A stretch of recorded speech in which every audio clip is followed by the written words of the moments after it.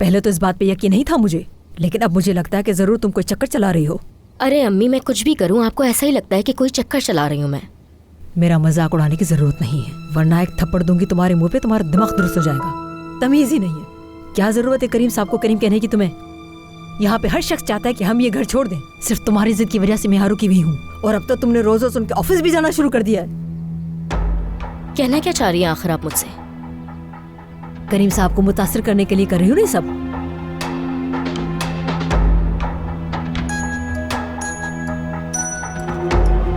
ज़ैनब की कॉल है। फोन वापस रखो। आवाज नहीं आई मेरी, फोन रखो। हाँ कहो ज़ैनब। क्या हॉस्पिटल में है वो? अब वो कैसी है? ठीक तो है ना?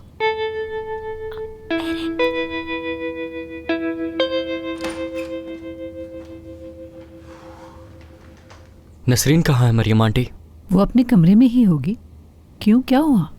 मैं आते हुए सबा के घर रुका था। नसरीन के बारे में जो पता चला है उसे तो इसी वक्त इस घर से निकल जाना चाहिए। किस लिए? क्या कुछ ऐसा है जो हमें भी मालूम होना चाहिए? वो माँ और बेटी फौरन यहाँ से निकल जाने चाहिए। बाबा ने उन लोगों को बहुत छूट दे रखी है। अब वो लोग हद से बाहर जाने की कोशिश कर रहे हैं। वो बेरन साहिबा। क्या हुआ बेरिन को?